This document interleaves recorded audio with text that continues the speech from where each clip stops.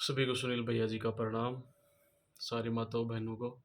और जो भी हमारे फॉलोवर्स हैं, जो भी हमारी यूट्यूब फैमिली है, सभी को प्रणाम। आज आपको पता ही है, वीडियो तो मैं लेट ही डालता हूँ, फिर भी चलो मैंने सोचा चलो आज टाइम है थोड़ा सा तो वीडियो डाल देता हूँ। तो आज का हमारा जो उद्देश्य है मैन, कि भगत कैसे बनते हैं, ठीक है। और भगत बनने के लिए आपके अंदर क्या क्वालिटी होनी चाहिए, और अगर आप भगत बन भी गए तो आपको किन किन चीज़ों का ध्यान रखना चाहिए। तो हम स्टार्ट करते हैं। मैं धीरे जल्दी जल्दी आपको ना एक ही वीडियो में बता दूंगा, ठीक है। अपनी वो आदत नहीं है कि हर टॉपिक का अलग अलग सिस्टम, हर बात को अलग अलग बताऊंगा।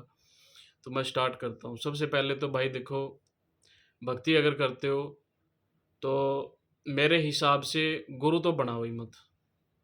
गुरु नहीं बनाओ कोई भी बंदा। अगर भक्ति लाइन में आना चाहता है तो गुरु मत बनाना। अगर गुरु बना लिया आपने तो समझ लो कि सबसे बड़ी भूल यही है आपकी, सबसे बड़ी गलती यही है, ठीक है। क्योंकि ना तो आजकल गुरु का रिश्ता, गुरु ना तो गुरु रिश्ता निभा सकता है, ना चेला रिश्ता निभा सकते हैं। तो इसलिए मैं कहता हूँ कि किसी को भी अपना गुरु मत बनाओ। अगर गुरु बनाना चाहते हो तो अपने इष्ट को अपना गुरु बनाओ।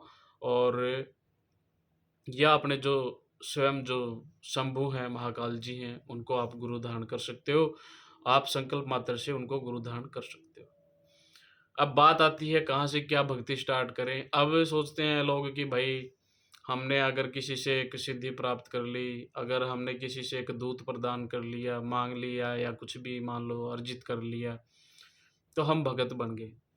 तो भक्ति लाइन में देखो, एक दूत एक सिद्धि के भरोसे मत बैठना, क्योंकि ऐसी ऐसी चीज़ें होती है, एक सेकंड में दूत को खींच सकती है, एक सेकंड में सिद्धि को हटा सकती है, ठीक है। अगर आपसे नेक्स्ट बंदा बलवान है तो आपकी सारी चीज़ों को एक सेकंड में खींच सकता है।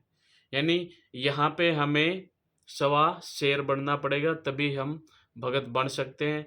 नहीं अदरवाइज आपकी टांगे खींचने के लिए दुनिया भर के लोग बैठे हुए हैं समाज के अंदर, या पूरे विश्व के अंदर। आप कुछ भी लगा लो, ठीक है। एक से एक बड़ा तांत्रिक अपने आप को बड़ा तांत्रिक मानता है, सब अपने आप को भगत मानते हैं। तो मैं ये विशेषकर ये वीडियो उनके लिए बना रहा हूँ जो एक एक दूत लेके और भक्ति करते हैं और लोगों को परेशान करते हैं। उनको कुछ पता होता नहीं है और वो लोगों को गुमराह करते रहते हैं। ये हो गया आपको, ये हो गया, आप ठीक हो गए, बस उनसे पैसे ठग लिए जाते हैं, ठीक है। जब उनको पता चलेगा कि भाई, जब किसी दूसरे बंदे से हम चेक करवाते हैं तो फिर वही चीज़ें फिर से दोहराई जाती हैं कि आपके घर में ये समस्या है। अब बंदा हवन भी करवा लेता है, सारी चीज़ें करवा लेता है, उसने इलाज भी करवा लिया पक्का, और भगत बोलता है कि भाई तुम्हारे घर में कुछ नहीं बचा है। लेकिन वहीं अगर हम फिर से अगर उनका स्टेटस चेक करते हैं तो हमें क्या दिखता है कि हमें वो सारी चीज़ें वहीं के वहीं दिखती हैं। क्यों दिखती हैं? क्योंकि उसने हर कुछ हटाया हो तो पता चले, है ना।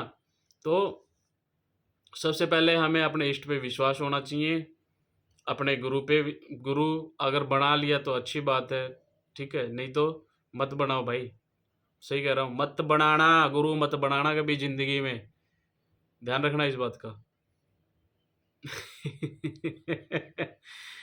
चलो, मैं यार कभी ना ज़्यादा मतलब वो हो जाता हूँ। तो दूसरा, अपने इष्ट पे कुलदेवी कुलदेवता पे विश्वास रखना है आपको, ठीक है। दूसरा, अपनी पितृशक्ति पे भी विश्वास रखना है। जो हमारे पुरखे होते हैं उन पे भी हमें विश्वास रखना है।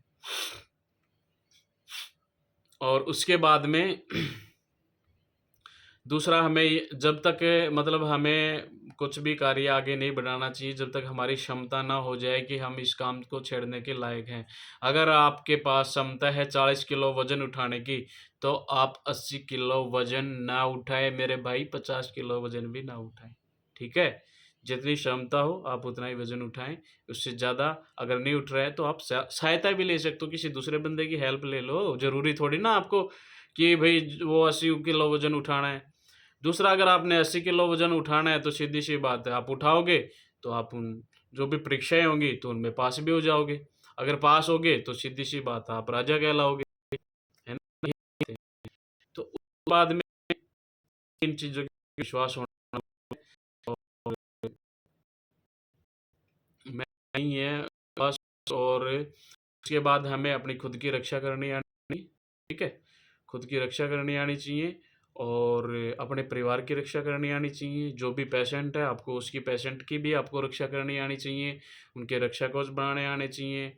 कल को कोई तांत्रिक वगैरह आपके ऊपर क्रिया करता है तो उसको भी आपको क्षमता होनी चाहिए कि आप रोक सको। कैसे उन चीज़ों को काटा जाता है, कोई चीज़ लगा देता है, कुछ भी है या कोई गंदी चीज़ आ जाती है तो उनको कैसे हटाना है, वो सबसे बड़ी बात है। सबसे पहले तो देखना, उन चीज़ों को आप कैसे देखोगे, ठीक है? अगर आपको यही नहीं पता कि उन चीज़ों को देखना कैसे है, तो आप किसका इलाज करोगे? आपको पता ही नहीं है तो। सबसे पहले तो ये पता चलना चाहिए कि है क्या है रियलिटी में। तो ये सारी चीज़ें देखनी चाहिए, सब कुछ आना चाहिए, अपनी फैमिली को भी बचाना आना चाहिए। कल को आपकी फैमिली के ऊपर कुछ हो गया तो भी समस्या ही है। भगत बनने के लिए शेर का कालजा होना ज़रूरी है। यही कहूँगा, मेहनत से पीछे मत हटना। मेहनत करोगे, कोई भी मंत्र पकड़ लो, एक मंत्र पकड़ लो, किसी भी देवी-देवता को एक को पकड़ लो। सारों को पकड़ोगे तो कभी कामयाब नहीं होगे, एक को पकड़ लो, ठीक है? आप हनुमान को पकड़ लो, माता रानी को पकड़ लो, आप शिव जी को पकड़ लो, ठीक है? मंत्र शक्ति में उतनी ही ऊर्जा होती है, हर कोई भी छोटा देवी-देवता कोई भी छोटा-बड़ा नहीं है, सब में एक ही समान वही पावर हमें देखने को मिलेगी लास्ट में, ठीक है? तो क्योंकि सारे देवी-देवता ही उसी के अंश हैं, एक ही शक्ति के अंश हैं, तो दूसरी शक्ति का कोई अंश नहीं है। एक ही supreme power is the god of Shiva. English कमज़ोर है मेरी, ठीक है? तो कभी ये सोचो कि भैया तो इंग्लिश भी बोलते हैं। तो यही कहूँगा मेरे भाई कि बस भगवान को पकड़ लो, उसकी भक्ति करो, किसी के चक्करों में मत पड़ो, ठीक है? यही कहूँगा, आज का मोटिव यही था मेरा। 7 मिनट हो चुकी है। जय श्री